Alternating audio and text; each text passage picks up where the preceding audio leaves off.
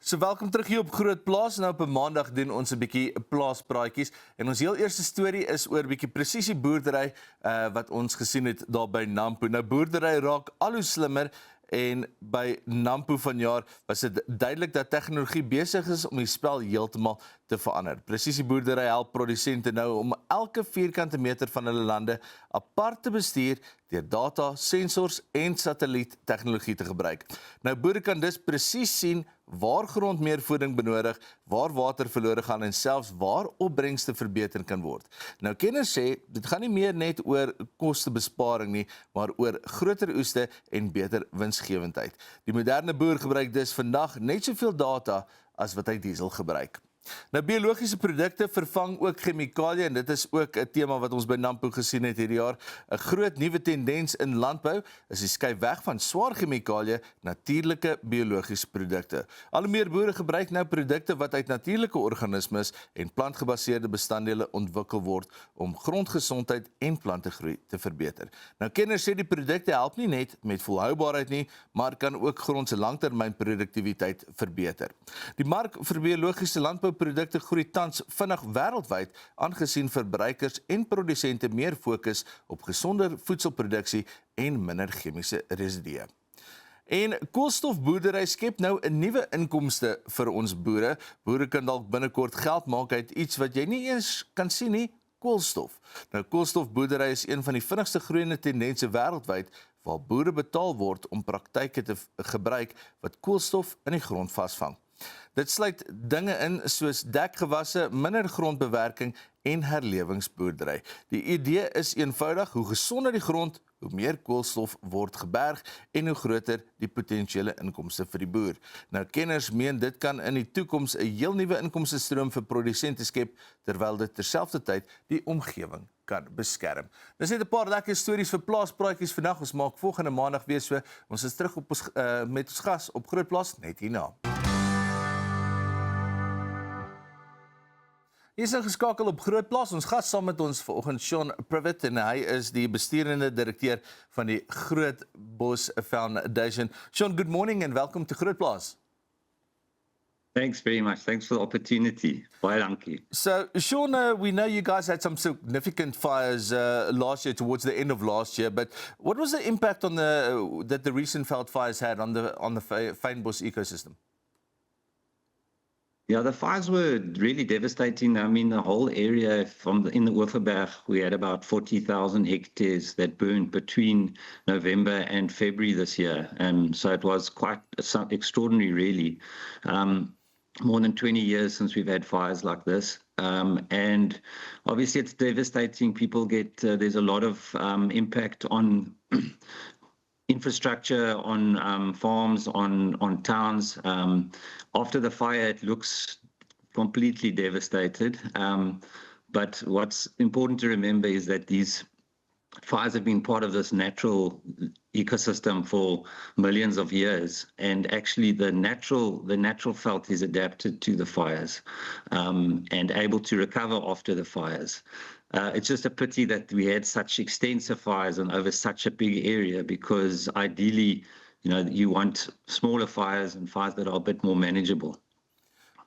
So you've mentioned now that these fires have played a role for thousands of years in conserving the fynbos. But why does the fires actually play an important role in the nature recovery of these fynbos? Yeah, so you must remember that the Western Cape has had this Mediterranean climate for millions of years, something like over 4 million years. So we're talking about a system that has winter rains and summer drought. And what comes with that is fires. All around the world where there's these Mediterranean ecosystems, fires are part of the natural system. And you can imagine over that time period, the nature is kind of tuned in to fire. And if you're going to fynbos, if you're going to the mountains and you're going to areas that are old, say like over 10, 15 years, you start seeing that the proteas and a lot of the plants actually start dying. And the species diversity also drops off. And it's a very nutrient poor ecosystem. So we've got low nutrients in the soil. And then what happens with the fires is the fires actually kind of reset the whole succession, and burn. Old fynbos burns very easily. It kind of wants to burn literally. After the fire, you can see in the photo behind me here, this is a typical post-fire spring landscape where you've got masses of bulbs, orchids, gladiola, all these species that have been waiting under the overstory, sort of sitting there under the ground waiting. Once the canopy gets cleared by the fire, the nutrients get put back into the soil again. And then when the winter rains come, you got a lot of germination and a lot of recovery of the different species. So there's kind of this extraordinary explosion of life that happens. And it's quite difficult to get your head around when you see the fire and you see how destructive it is and you see the blackened landscape immediately after fire. And yet within 2 weeks we started seeing plants which we haven't seen in 20 years, and we've recorded some plants and now recently that we've never found before in this landscape, because they've kind of just been waiting for the time for the fire, and then they appear, they flower, they get pollinated, and then they go and rest again until the next fire. It's quite extraordinary. Yeah, that is amazing. Sean, so let's talk about those types of plants that like to recover a little bit faster after a fire, specifically in these regions. Yeah, so mostly the bulbs, the geophytes, the underground plants, a lot of our orchids, our watsonias, our gladioli, they will be like the plants that come back immediately, these post-fire flowers. We had something called the Bredasdorp lily that came up now near Bredasdorp, up on the mountain there in the Hindenburg Nature Reserve. They haven't been seen for years, and it only flowers after the fires. And then what happens with time is you get the slower maturing plants like the proteas and the ericas, typical fynbos species that have to recover either from an underground root system or they grow back from seed. And seed, a little plant that grows from seed like a protea will take 4 years before it makes its first flower. And then gradually will grow up, and the post-fire flowers die off, and the slower maturing species then come up and create that climax community, which is typically fynbos.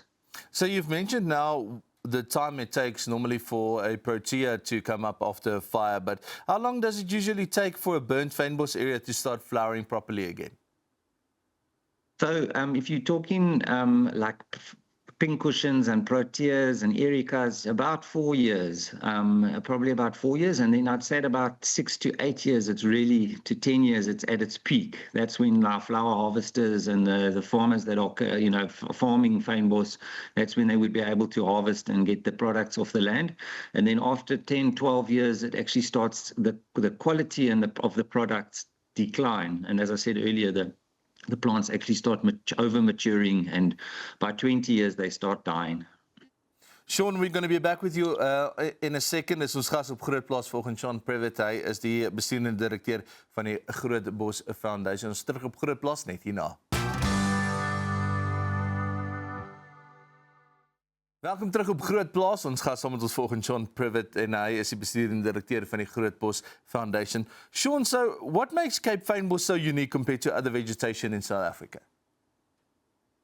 Well, it's linked to the geology and the climate of the Cape. So we've got these nutrient-poor ancient soils, the sandstones like Table Mountain and the Cederberg and Outeniquas. That's old acidic soils, and then we've got the coastal soils along the coast, which are alkaline, and then this climate that brings about, as I said earlier, the winter rains, the summer drought, this Mediterranean climate. So it's very different from the rest of the country, where we have either drought conditions, deserts, or we have summer rainfall, and so it's this unique combination of geology and climate that's created this band of unique vegetation, the fynbos vegetation in the Western Cape. And it's really, there's nowhere else comparable to it on Earth in terms of diversity. It's a really special part of the world. We have close to 10,000 native indigenous plant species in this tiny little slither of land, so, and 2/3 of those are found nowhere else on Earth. So if you're walking in the fynbos and you're looking around, 2 out of every 3 plant species you come across are unique to the Cape. That's a very cool statistic. Now, Sean, we've been speaking about how beneficial these wildfires can be for the fynbos, but when do wildfires become harmful to the ecosystem rather than beneficial? They certainly can be, you know. So there's if you have fires that are too frequent, which happens in some areas, especially if you can think around some of our urban areas where people make too many fires. A natural fynbos fire would be between 10 and 20 years apart, ideally. So probably around 14, 15 years is a perfect fire cycle. But if you burn and then you don't allow the plants to mature, especially your slower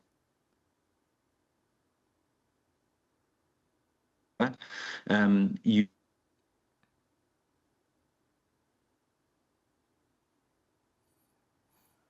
and then the other bad Ja.